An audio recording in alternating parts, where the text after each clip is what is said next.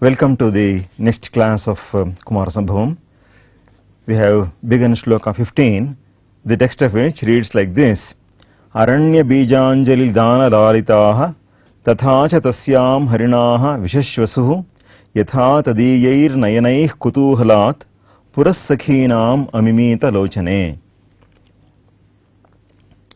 In this verse it is said that the deer in the hermitage became very confident, unfearing, and such was the immensity of the confidence that they gained regarding Parvati herself and her friends and the surroundings, that even when she pressed her own eyes with theirs, they would not protest. This is the gist of the verse. We will first give the Anvaya. Aranya Bijanjali Dana Lalitaha Harinaha Cha Tasyam Tatha Vishashvasuhu Yatha Tadiyaihi Nayanaihi Sakhinam Lochane Purah Kutuhalat Amimita. Harinaha refers to the deer. Vishashvasuhu means trusted.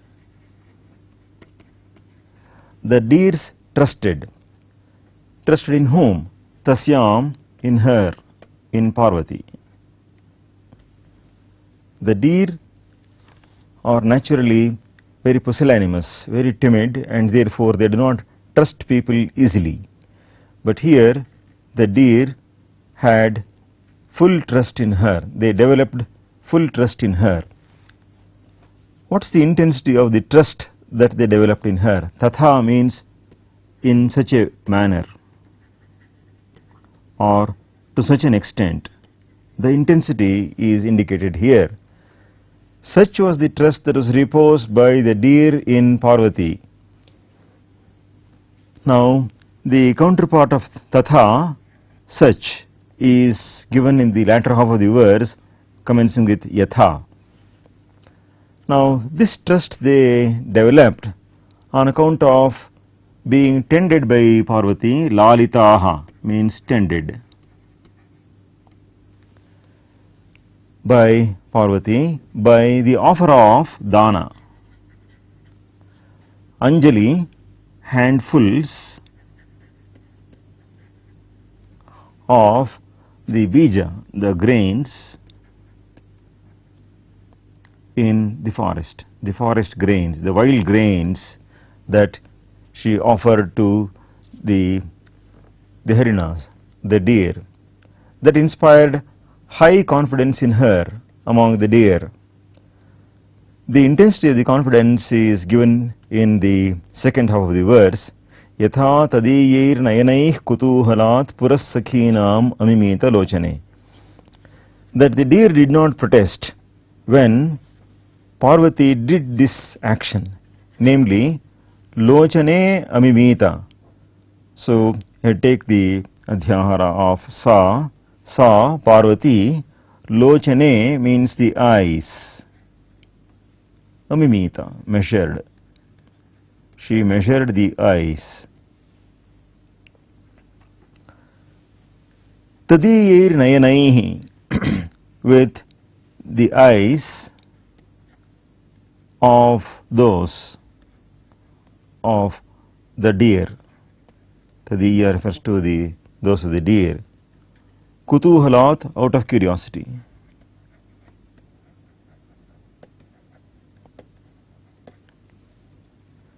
Purassakhinam, in front of her friends.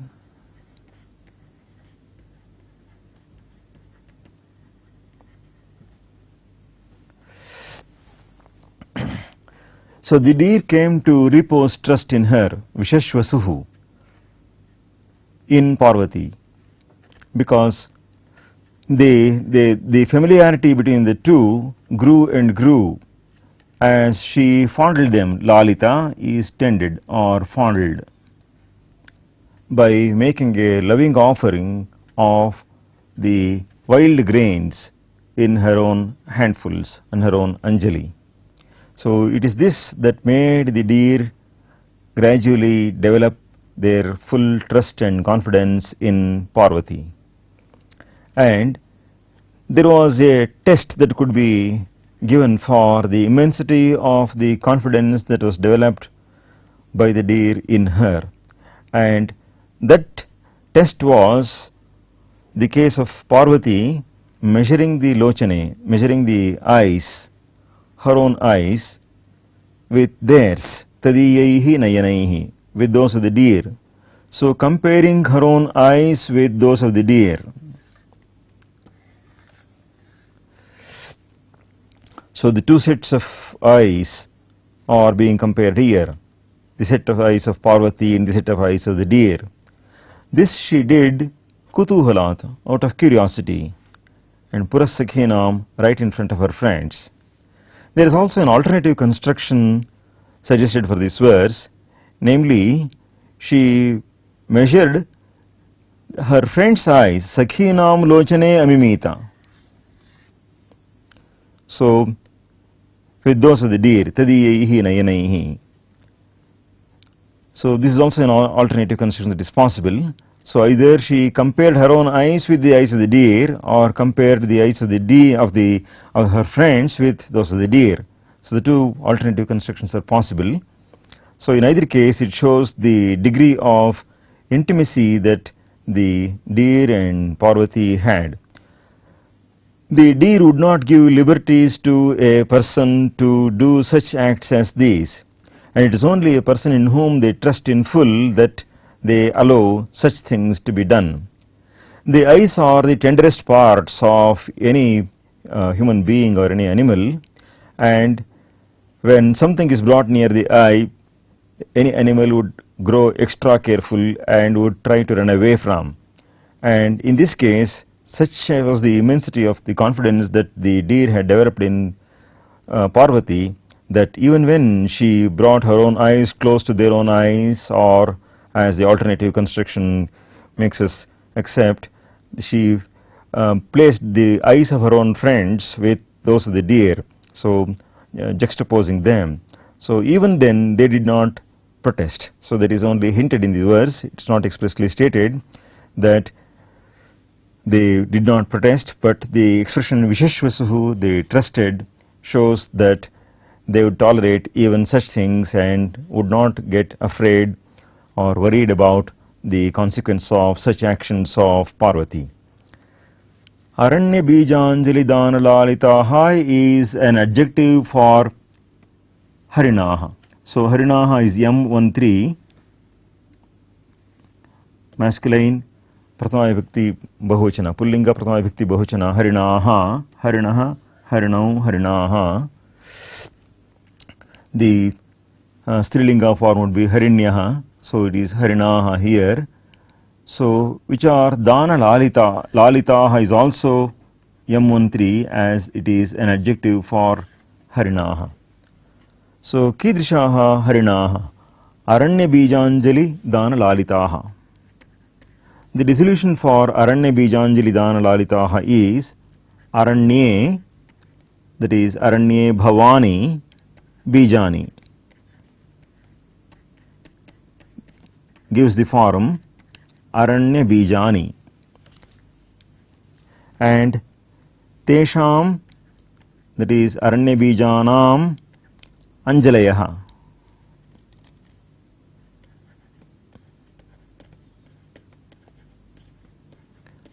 Aranya Bijanjalayaha. Tesham Danam, Aranya Bijanjalinam Danam, or can have Danani, the offerings made. That must have been done very many times, and therefore you can have the plural here in the dissolution of the compound. So Aranya Bijanjali Danani, Taihi Lalitaha, Aranya Bijanjali Danaihi Lalitaha, Harinaha. So those deer which were tended by Parvati with the offerings of the wild grains. So such Harinaha Tasyam obviously refers to Parvatyam, Tatha Vishashvasuhu. So this is from V plus the root is Shwas. Shwasa Pranane is the root, and this is the lit form, the past tense form, the perfect form, lit Prathama Purusha Bahuvachana form. The forms are Shashvasa, Shashvasatuhu, Shashvasuhu, Shashvasitha, Shashvasathuhu, Shashvasa, Shashvasa, Shashvasa, Shashvasiva, Shashvasima. These are the forms of this root in the lit lakara. So Harinaha Vishashvasuhu, the deer, she trusted her. They confided in her so very much. Now, even in the context of her measuring the eyes, so Lochane is Lochanam, Lochane, Lochanani in the Dvitiya Vibhakti. Therefore, this is Navumsakalinga Dvitiya Vibhakti Bahuvachana. So, Sa Lochane Amimita, she measured the eyes, and Amimita is from root Ma. So she has the sense of mana. So it is in the lang lakara. So the forms are Amimita, Amimatam, Amimata, Amimithaha, Amimatham, Amimidhvam, Amimi, Amimivahi, Amimimahi. So these are the forms of root ma in the past tense. So Sakhinam Purataha. So the masculine form would be Sakhin Shabda. So Sakha would be the masculine form. Here they have the feminine form Sakhi. So the plural has been used here rather than Dvivachana, and therefore apart from Jaya and Vijaya there must have been one more person there. So Sakhinam Puraha. So in front of her friends. Now the deer would not probably have protested if Parvati did this action while she was alone with them, and the animals, the pet animals, they would get afraid when things are done or such liberties are taken in the presence of other persons. But this did not deter the animals from enjoying the confidence of Parvati. So they would not run away from Parvati, and they would still bear with all such acts of Parvati because they had immense confidence in her. So the synonyms for Sakhi are given in the Amarkosha as Alis, Sakhi, Vayasyacha. The words Ali, Sakhi and Vayasya. So all these are synonymous. And Malinatha in this context says Lochane Amimita Akshiparimana Taratamya Jnanasya Manam Chakara. So the Parimana is the bigness of the eyes, and Taratamya refers to what is big and what is small. So Taratamya Jnanasya Manam Chakara, she was measuring the eyes, so as to whose eyes were bigger, those of the deer or those of her friends, or alternately those of her own self, so her own eyes.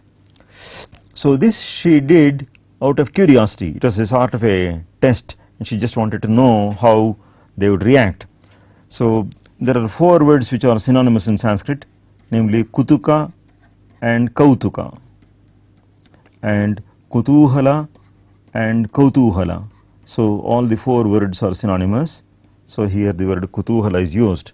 So out of Kutuhala, out of curiosity, Parvati did this test.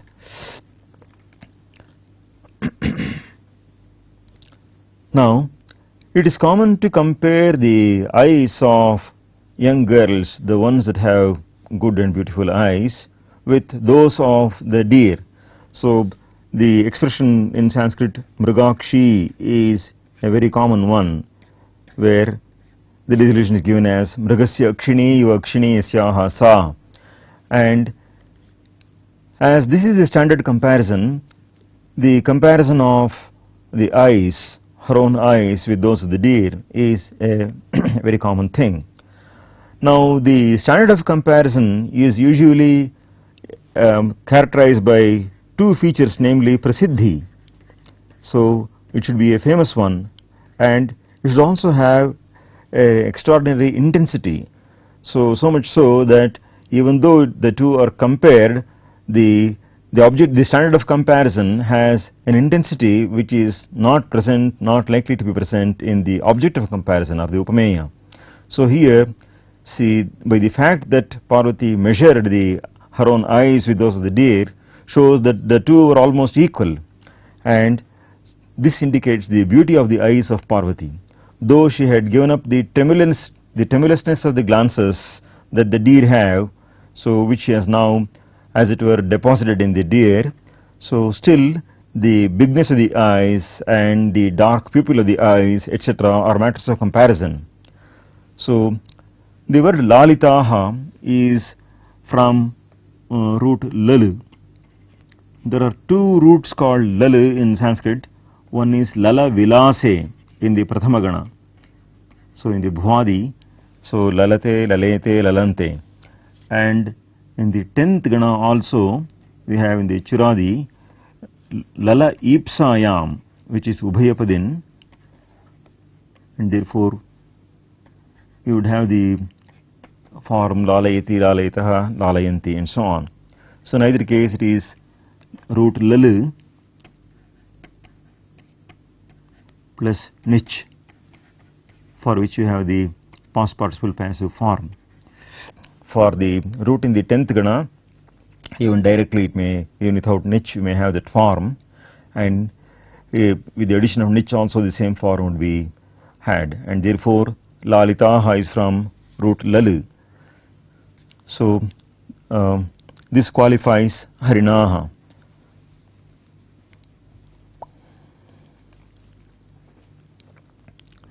Malinath also says, Iyameva khalu vishwasasya parakashtha yat akshipidanepi na kshubhnanti iti bhavaha.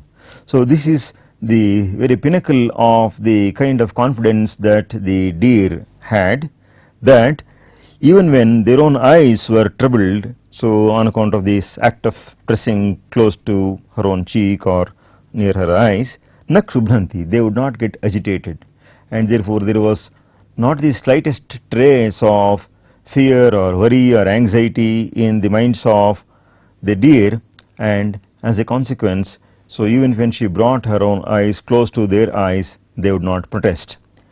The formation of the word tadiya is as tasya idam tadiyam, that is in a general sense, and in our context as the reference is to the Harinas, so we have Tesham Imani giving form Tadiyani.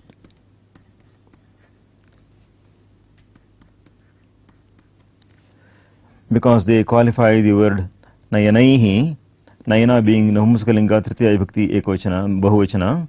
So we have Tadiyaihi Nayanaihi. So Tesham Imani Tadiyani, Taihi Tadiyaihi. Like the word Tadiya, we also have in Sanskrit the Tadita formations as in Madiya or Asmadiya, Yushmadiya and Tadiya and so on. So Tadiyaihi Nayanaihi Kutuhalat Sa Amimita. So she made the offerings of the palmfuls. Anjali is palmful or handful of the wild grains, and the deer developed immense trust in her tapas. This is also a mark of an index of the progress of tapas. So calm should a person's mind be that it radiates, say, abhaya to people around, and therefore the deer themselves would develop an immensity of confidence. So it is not for some selfish purpose that the deer are being tended here, but out of sheer love, so which is utterly unselfish, and this is also a mark of the progress of tapas, and Kalidasa indicates this, gives these as an indication to the progress of tapas in Parvati. We shall go to the next verse now, shloka number 16.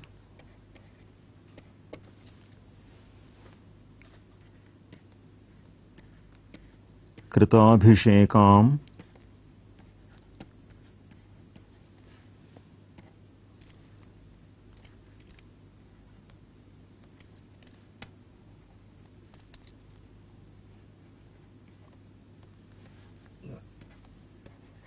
Hutajata Vedasam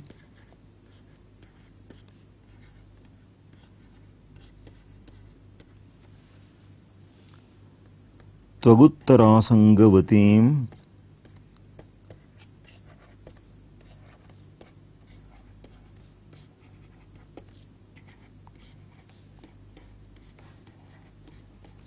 Adhitinim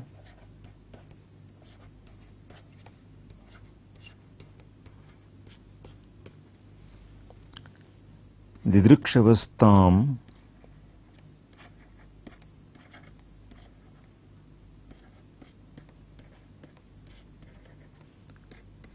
Rishayobhyupagaman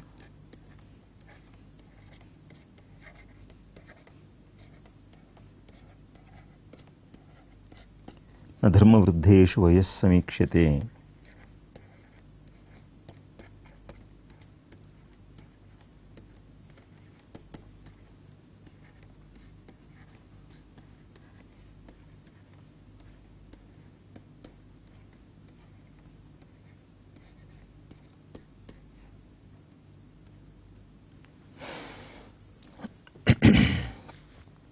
Kritabhishekam hutajata vedasam tvaguttarasangavatī madhitinim didrikshavastaam rishayobhyupagaman nadharma vruddheshu vayas samikshate.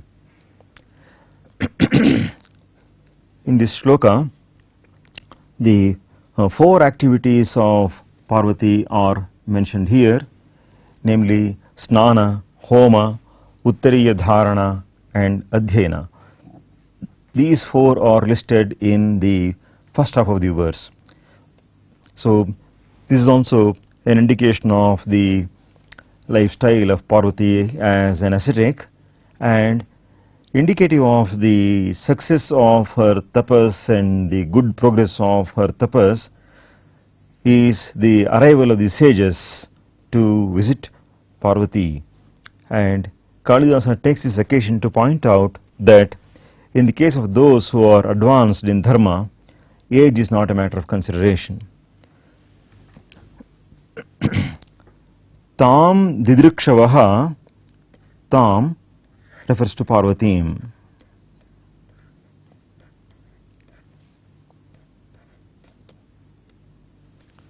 Parvatim didrikshavaha, rishayaha, the sages.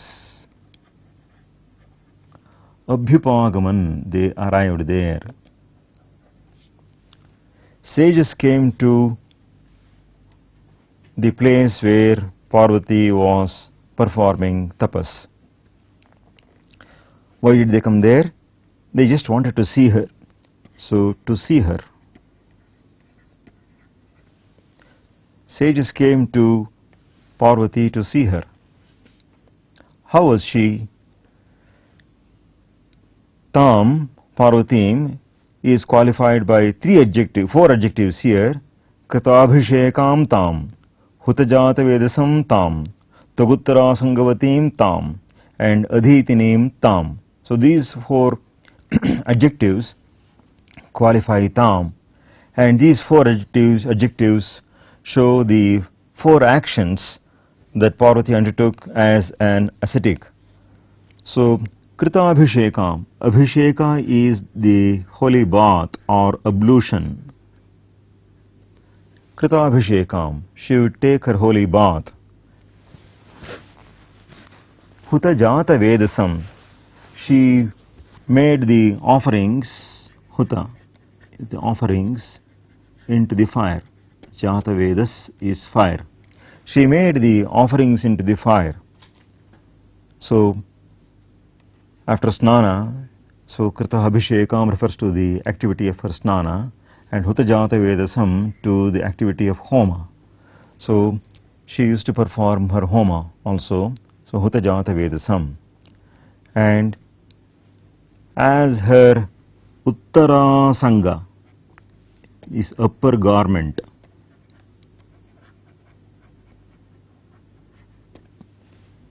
she had only the bark of the tree. So Parvati wore the bark garment, and having the upper garment also made of the bark, Uttadutara Sangavatim, Vatim, the Vat portion here shows sense of possession, possessing this upper garment made of the bark, should also do her Adhyena. Adhitinim means she who made her Adhyena. So there is no exact equivalent for Adhyena, and therefore it is rendered sometimes as her constant prayers. So it is the utterance of the mantras, etc. So that she used to do. So Adhitinim.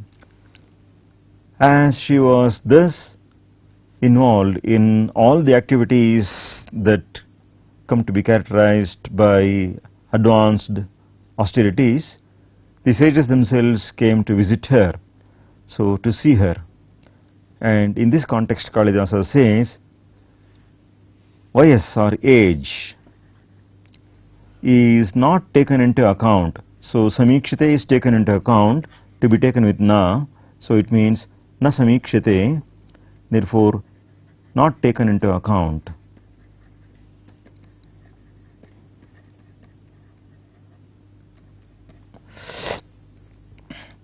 In the case of those who are advanced, Vriddha means advanced in matters of dharma. There is no easy translation for dharma, though it is sometimes rendered by the word law, sometimes by virtue, sometimes by the word merit, and so on. There is no equivalent for the word dharma in English. So dharma vriddheshu vayaha nasamikshate, age is not considered a factor in the case of those who are advanced in dharma. Now this shloka shows the 4 activities of Parvati, which all show the advanced stage of her tapas. So she would perform her holy ablutions every day. So this doing of Abhisheka, so this the word itself is derived from Abhi plus Seka. So Seka is pouring of the water, and Abhi upon oneself.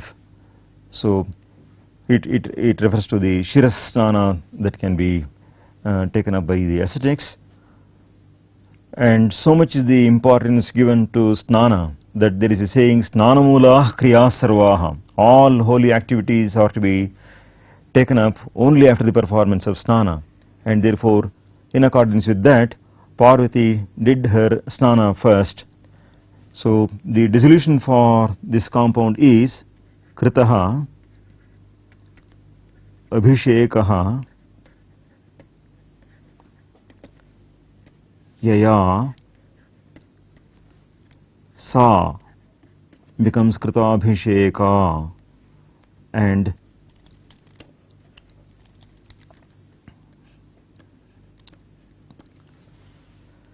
Tam. So we have the word Tam here, and Kritabhishekam. So this is F21, Strilinga, Dvitiya Bhakti Ekvachana, and obviously the adjectives of that word are all F21. Strilinga, Dvitiya Bhakti Ekvachana. Kritabhishekam, she performed her ablution. There is a reference to a frequent performance of the snana, and there is, in fact, in Sanskrit we have the expression Trishavana Snai, a person who takes bath thrice a day. So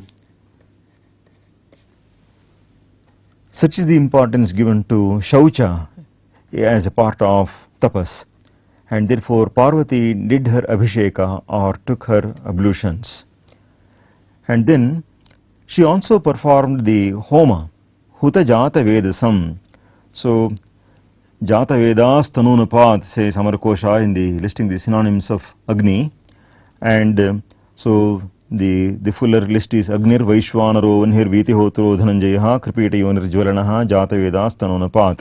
So these are the synonyms of Jata Vedas. So the word Jata Vedas refers to fire. So Huta, So it is from root hu danadanayoho. So huta means made offerings in two. Hutaha jatavedaha yaya sa. So that becomes hutajata vedaha. Tam is hutajata vedasam. Hutajata vedasam tam.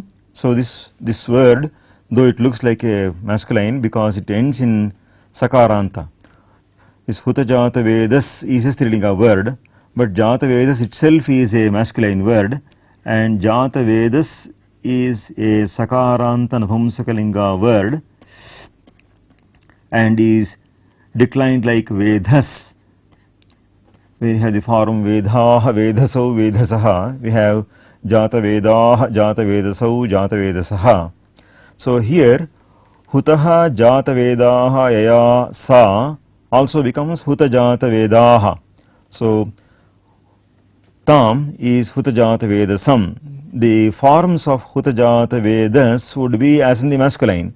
So here this is Dvitiya Vibhakti Ekvachana. So huta jata vedasam tam Parvatim. So like Krita Abhishekam, this word also qualifies tam, so refers to Parvati. So this is Strilinga. This is the second adjective that has been given here, and the third adjective that has been given is Tvaguttarasangabatim. So Tvak is the bark garment. Tvak literally means skin. So it is the bark of the tree that she wore. There is a reference to Valkala already given. So that was taken as the Uttarasanga. Uttarasanga is the same as Uttariya. So she had as her Uttariya the bark of the tree. The Amarkosha gives the synonyms as Dvau pravara ottarasangau samau brihatika tatha sankhyanam uttariyancha. These are given as the synonyms of the upper garment. And the word uttarasanga itself is to be dissolved as uttare, referring to the upper portion of the body. Urdhva bhage. Asajyate is uttarasanga. Uttarasanga. She came to have that Uttarasangaha asyaha asti iti Uttarasangavati. So tam Uttarasangavatim. Now the Tvak itself was the Uttarasanga for her, and therefore Tvak eva Uttarasangaha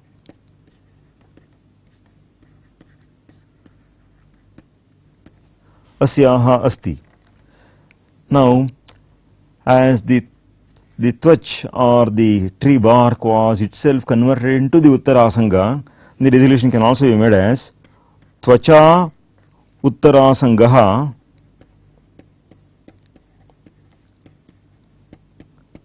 asyaha asti iti Tvaguttarasangavati.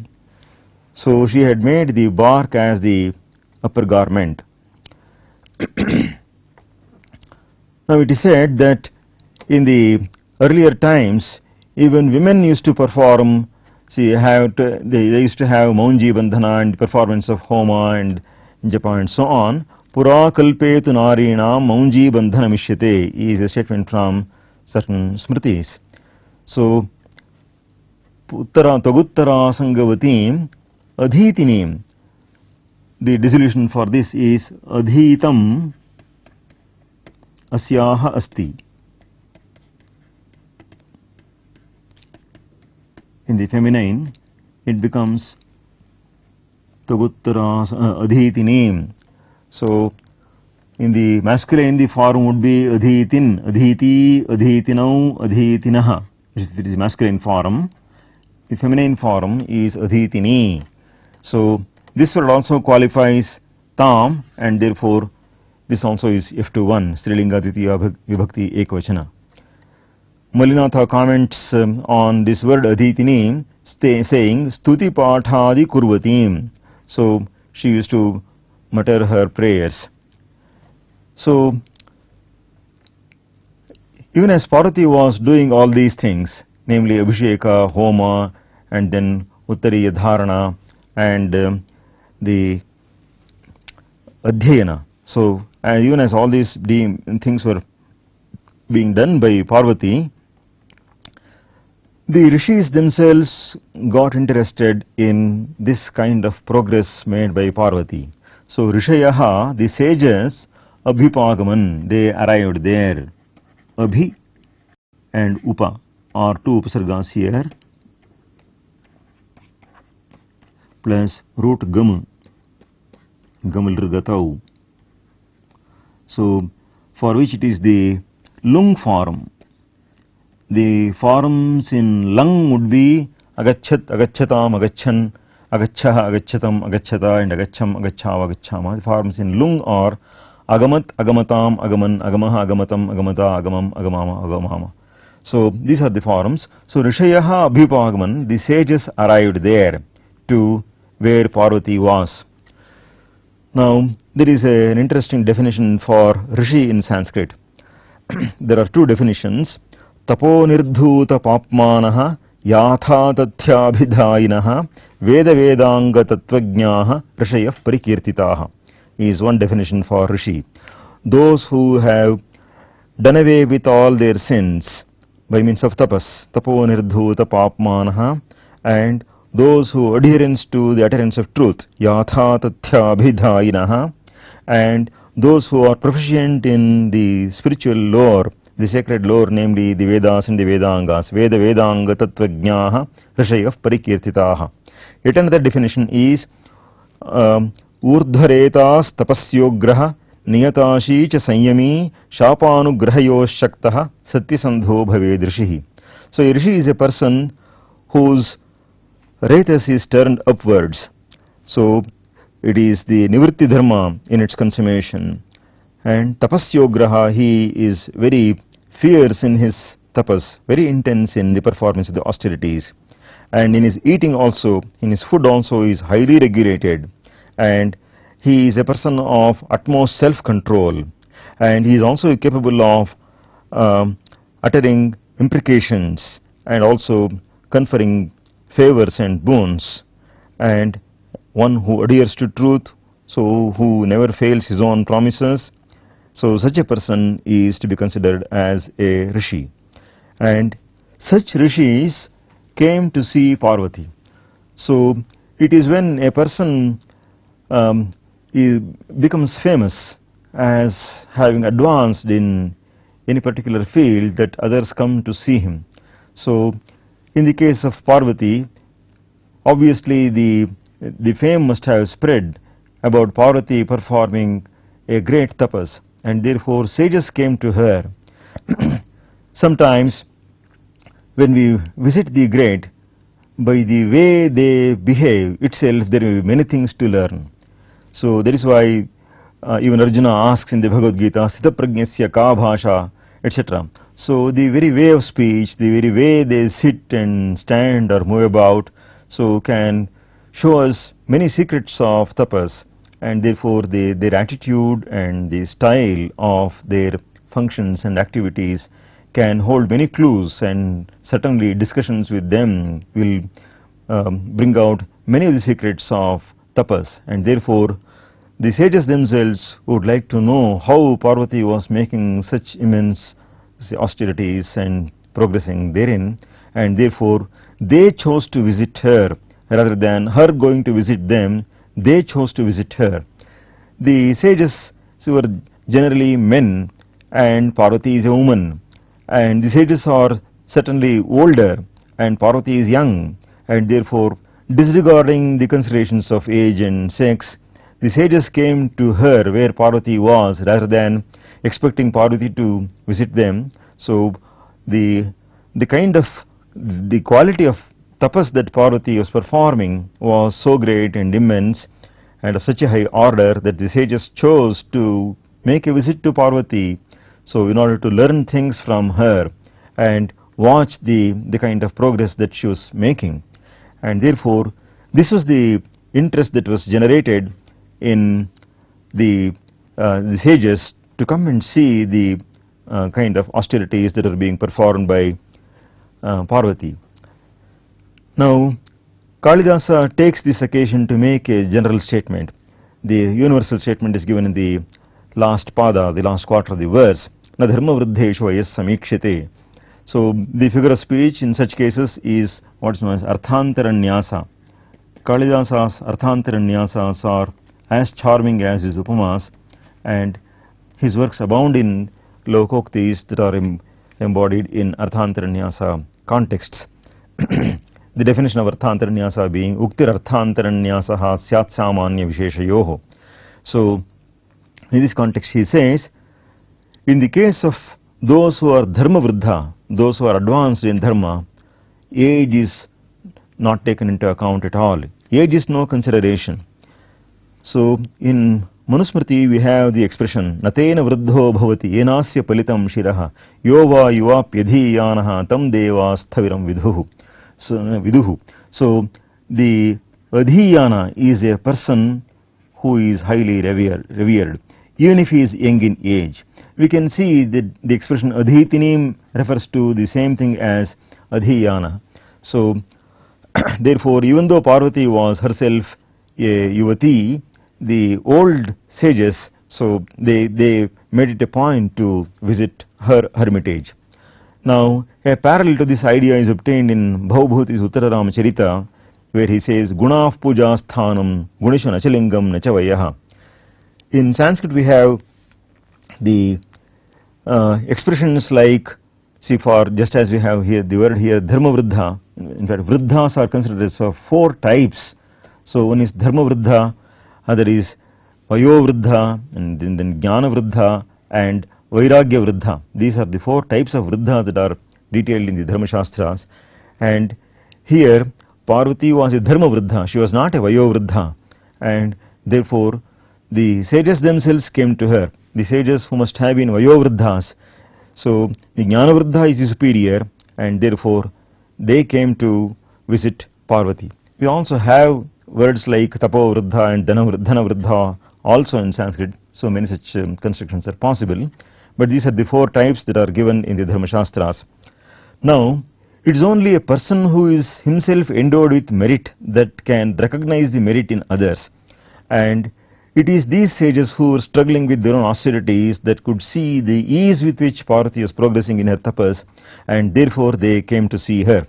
There is a saying in Sanskrit that it's only a person who knows, who himself is endowed with merits and knows what the merits are, that can recognize the merit in other persons and another person. Gunini gunagno ramate na gunino gunini paritoshaha. And therefore the sages were themselves full of joy when they saw Parvati progressing in tapas. So, rather than feeling envious of the tapas of Parvati, they thought it was worthy of emulation, and therefore they came to Parvati. And so Didrikshavaha is to be analyzed as Drashtum Ichchavaha.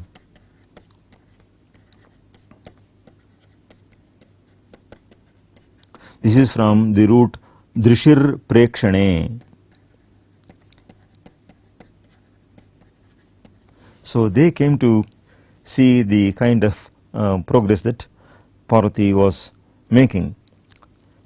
The synonyms for the word dharma that is given in the Amarkosha are Syad dharma mastriyam punyashreyasi sukritam vrishaha. The word vrisha, vrishastu bhagavan dharmaha, as one would say. So, na dharma vruddheshu vayas samikshate. This is from sam plus root iksh. So, for which we have the karmani construction, and this is let prathama purusha ekvachana. Vayaha na samikshate. Vayaha is Navamsakalinga prathama vibhakti ekvachana here. Of all Navamsakalinga shabdas, so the forms in prathama and dvitiya are the same, and therefore we must make an explicit mention of whether the word is in Prathama Vibhakti or in Dvitiya Vibhakti whenever that form is used. The word Vayaha itself is polysemic, it has several meanings. So Vayaha of course means age, but Vayas also means a bird in Sanskrit. So the Amarkosha says Khaga Balyadinor Vayaha. In the Medini Kosha we have the expression Vayah Pakshini Balyadav Yauvanecha Navumsakam.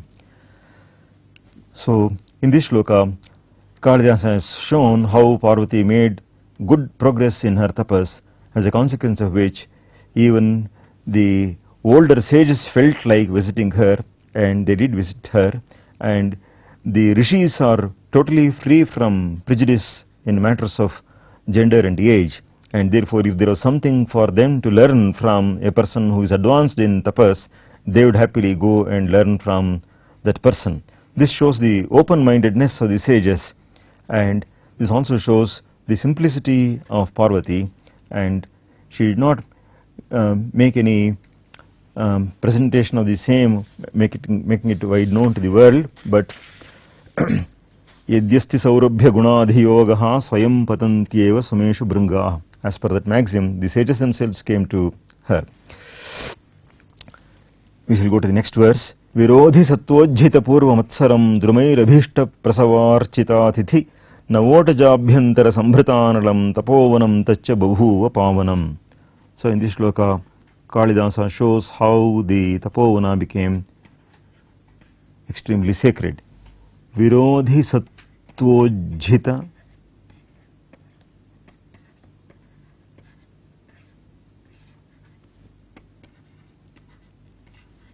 Purva Matsaram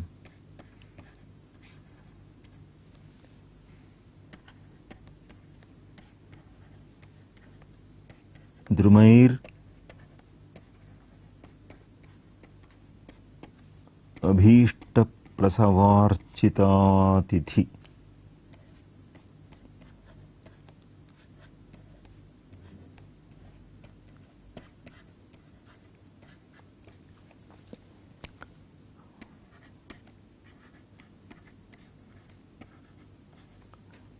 Navotajabhyantara Sambhrtanalam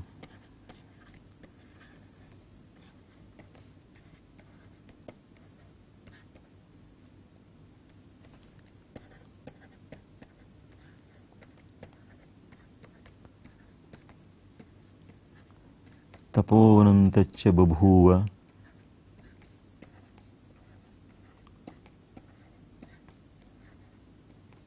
Pavanam. So Kalidasa says that Tapovana or hermitage, Tat Tapovanam,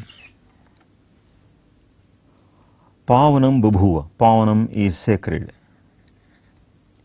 Babhuva means became. The Tapovana became sacred. We shall refer to the Anvaya of the shloka here. Virodhi Satvojhita Purva Matsaram Drumaihi Abhishta Prasavarchita Tithi Navotajabhyantara Sambhrtanalam Cha Tat Tapovanam Pavanam Babhuva. So Tat Tapovanam Pavanam Babhuva is the kernel sentence. How was that Tapovanam? Now the remaining words of the shloka in the first three lines, they are all adjectival to the word Tapovanam. So Tapovanam is the subject of the sentence, and therefore this is Navumsakalinga Prathama Vibhakti Ekvachana form, and all the three words in the first three lines, so all compound words, all are Navumsakalinga Prathama Vibhakti Ekvachana. So Virodhi Satvojhita Purva Matsaram is one adjective, Drumair Abhishta Prasavarchita Tithi is another adjective, Navotajabhyantaralena Sambhrtanalam is a third adjective. So all these three adjectives qualify Tapovanam. That Tapovanam became sacred. Now the qualifications all indicate the cause. So why was that Tapovanam said to have become sacred? The first feature is Virodhi Sattvojhita Purva Matsaram. Matsaram is the animosity. Purva is earlier. Ujjita means abandoned. By Sattva is animal. Virodhi means inimical. So, naturally inimical animals, they are Virodhi Sattva. Sattva refers to animals here. So, animals which are naturally irritated by each other, such animals, they shed. Ujjita means abandoning, shedding. They shed their earlier animosity. So, the feeling of enmity that they had, so that was shed by the animals. This is the reason number 1 for Tapona being Pavana. And the reason number 2 is Drumair Abhishta Prasavarchita Atithi. Atithi is a reference to the guests that would arrive there, and those guests would be worshipped by the prasava, or the yield, the putting forth of fruits, the desired fruits, abhishta, prasava, by the trees, drumaihi. This is reason number 2 for the Tapona being called Pavana. So the trees there would offer to the guests whatever yield they desired. This is number 2. The third reason for that is that in the fresh cottage, Nava Utaja, in the interior of the same, Abhyantara is the interior, the fire was kindled, Sambhrita Anala. So for these 3 reasons, the Tapona is said to have become very sacred. Now, there are animals so which have a natural enmity or are irritated by each other by the mere presence. Sometimes you see, cats and dogs can show this behavior, or dogs and monkeys can show this behavior, the lion and the lamb or the deer can show this behavior, and so on. Now, this kind of earlier animosity, the given animosity of animals, so the natural animosity of animals, so that was given up. Ujjita means given up by such animals which are naturally inimical towards each other. Now there is a saying in the Yoga Sutra of Patanjali, Ahimsa pratisthayam tatsannidhau vairatyaga. So this way there was a total vairatyaga of the animals amidst animals which are naturally irritated towards each other. Now this is possible only when there is ahimsa pratishtha. So where ahimsa is, that is, the person who performs tapas must have this total absence of any feeling of himsa towards any creature, be it the smallest insect. So he must take utmost care to see that no animal or even insect or even plant is hurt by his actions. So it is impossible for any person to live without himsa, and consciously or unconsciously activities of himsa will be taking place continuously. But as the Smritis say, adrohenaiva bhutanam alpadrohena va punaha.